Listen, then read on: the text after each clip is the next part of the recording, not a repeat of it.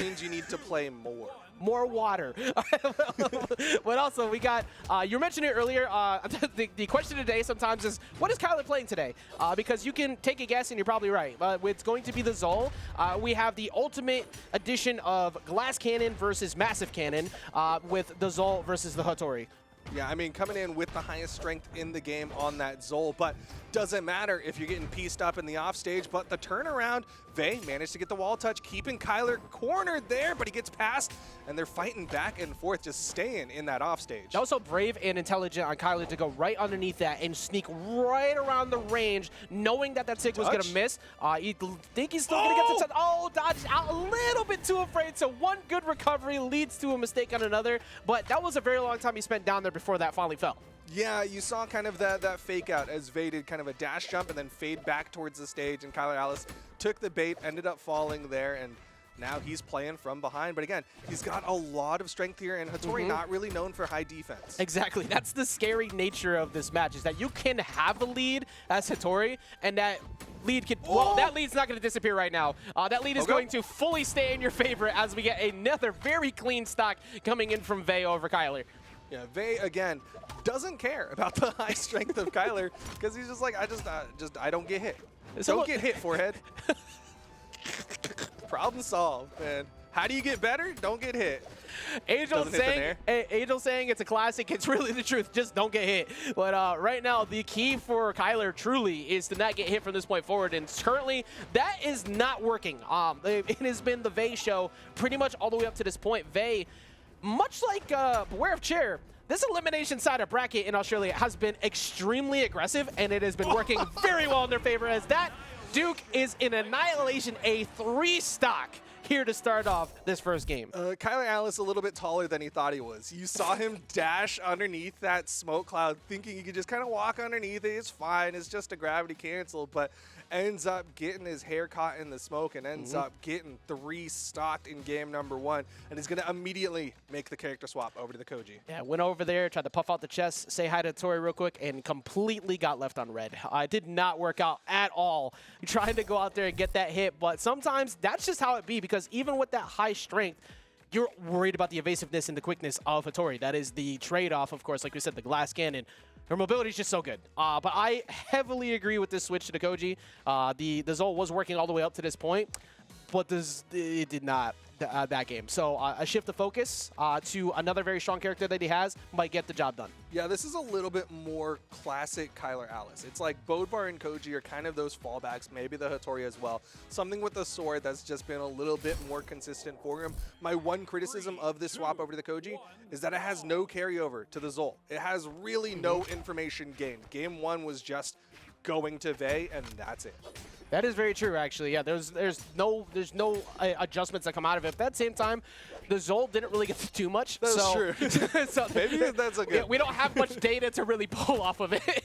But so far, it's at least all right. I'm sorry, I complimented you, and things went bad so fast. Does at least get the recovery, allows them to get the chase odds back up, gets out of there. That was almost another clean stock though from Vey. I really love that nair Kylar Alice did. Instead of just confidently getting to the stage, he throws out the nair to cover himself, ends up catching Vey. That time the recovery gets beaten out by Vey's pogo, but still Kylar Alice has some really good options in the offstage.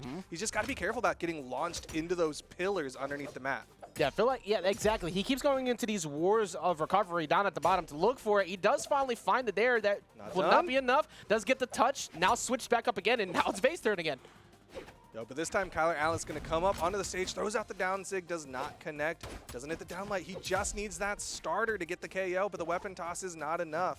I don't know about you. Okay, so we're going to get the job done. In my mind, what I'm seeing is just like a really all-or-nothing play style out of Kylar right now. It's either I'm going for the big read, I'm going for the big aggressive playoff stage, or it's nothing at all. And I feel like he needs to kind of pull away from that, because so far it's just been all in Vey's favor. And what Hipka did against oh my God, I'm sorry. I needed to see if he was going to live before that finished. Yeah, so continuing that statement, he needs the control center. He needs to stay grounded and try and slow down the game like Hipka did to get that set in get the last W. Yeah, I mean, like, he's going to the roulette wheel, putting it all on, like, black 15 and just hoping that everything is going to work out in his favor. I don't know. I think he's putting it on green at this point. I think the whole house is on green, and he is letting it ride. And Vey is just just continuing to clean the pockets. Just go for like a color. Just like a nice 50-50. Not even like a true 50-50, but like at least go for something a little bit safer because right now Vey is running away with the set. And it, again, elimination side of the bracket. Exactly. Sometimes like you want to see the jackpot, which is a great thing, but the simplicity it's been a real theme of what we've seen people get success out of today so far, and I think this is what we need to see here. Currently, though, Vey, even though they're pretty deep in the red, they still have Kylar deep in the red as well. All they need is one solid recovery play. I think a D-Light recovery might just do it here, so he has to be very careful. Vey kind of going a little stylish there. Went for the ground pound into the pickup off the soft platform. Kylar AUS going low, avoids it, still doesn't hit the dare. That time he will, but he is one hit away from getting knocked out and going into the elimination point. This would be the prime time for that all-or-nothing playstyle to pay off. Like, this is the moment you need it to happen here for Kylar to put that point on the board here in this game, too. Well, in order to do so, in order to get that wheel spin, he needs to push Vey off stage. But so far, he's avoiding the hits from Vey, not even the pogo. But that pogo could be enough as Kylar AUS is going to eat a second one, and Vey goes up 2-0. Vey has controlled, doesn't matter which side of the stage, when they are both off stage, Vey is always coming out on top. That has just been the consistent theme. And the damage wasn't even that far off. Like, that just goes to show you, most of the KOs were going at really low amounts. Vey was just catching Kylar for being off stage, saying, "All right, what are you doing here? Like, didn't we talk about this before? Didn't we already go through this? Like, how many times do you have to learn this lesson, old man?" It's weren't we just there? All three clips were off stage. Vey just beating out Kylar AUS, and that can happen. That's fine. But if Kylar AUS plays on stage, if he doesn't throw that second stock in particular, I think he kind of has a chance here. But it's really just, again, is he going to go for these big off-stage all-or-nothing bets, or is he going to go for something a little bit more simple, a little bit more kind of natural and classic? Yeah, I think you need at least one game of it, like at minimum, or at least half the game of just approaching it in a slower manner. Try to not overextend, because that's pretty much what you need to do right now. I was waiting to see. Oh, okay. I was waiting to see what the character commitment would be at the end, and we are seeing a switch. We're going over to Ezio. How are you feeling about this cycle we've been on? For one, we still keep the sword in play, but how are you feeling about the switch? I don't hate it. I think when Ezio first dropped, Kylar AUS was one of those people who was like, all right, new main. That's going to be my thing.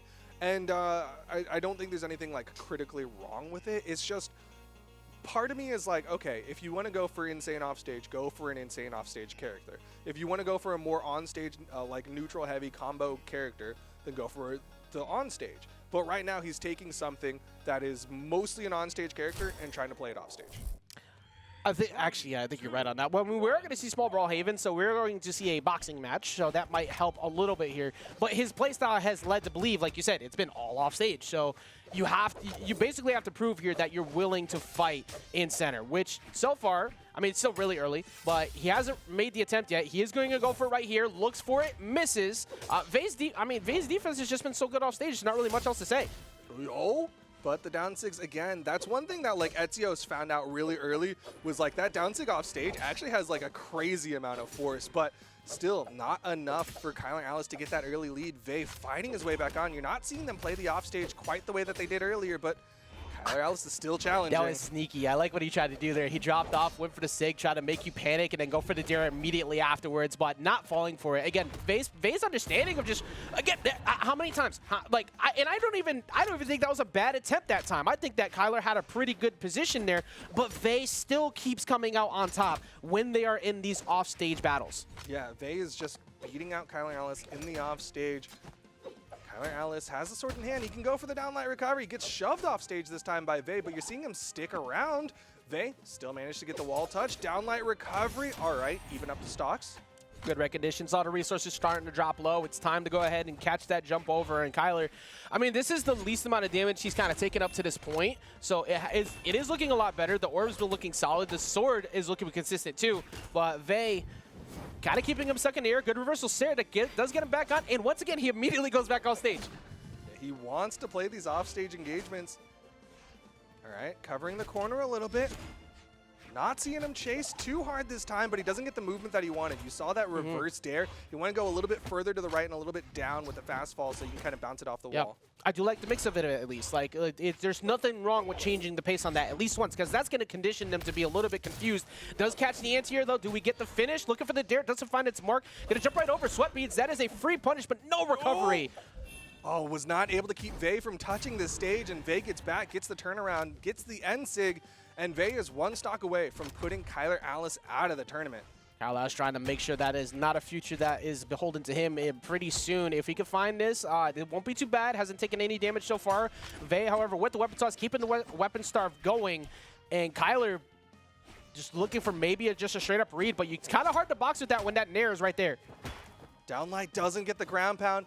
Offstage engagement, Vey still manages to get the touches, still manages to get the advantage, getting hits onto Kylar. Kylar finally finishes up the stock with the side air, but this is tournament stock here for Kylar Alice. Yeah, you're right on that. 2 games up, currently on last stock. A very similar situation happens every single time. Even with Kylar looking a little bit better in these offstage battles, Vey is still getting more damage, but can he get something here? Trying to stay controlled much better. He's staying higher up this time, not trying to challenge too much. Recovery into Nair, and Duke, he has now evened up the damage. But, okay, interrupting the end sig. Kylar Alice, opportunity here. Doesn't hit the downlight. Weapon toss from Vey opens up Kylar Alice. They're having to play a little bit more neutral, but Vey gets that offstage, not able to maintain it. Kylar going off stage, looking. Vey once again able to box their way out of there. No one's gonna get a punish on the recovery, so Kylar trying to get back on. D-Light Stairs is gonna once again give him perfect positioning. He touches, but it's not enough. Vey able to take out Kylar Alice 3-0, and PR number 3 is going to go down in PR here at the Winter Championship. Continuing to perform incredibly well here so far in this elimination side run is Vey after getting sent down here by the #1 seed of the bracket as Modi. That's the only person who was able to get a W so far on Vey, and we're seeing why. It was looking phenomenal. And to make this very clear too, there is absolutely nothing wrong with the continuing to go off stage to try and go for off-stage fights, to try and get those edge guards, because you need to establish fear into people. However, the fact that Vey was able to win basically every time, I think I saw 1 out of 9 interactions that were solid.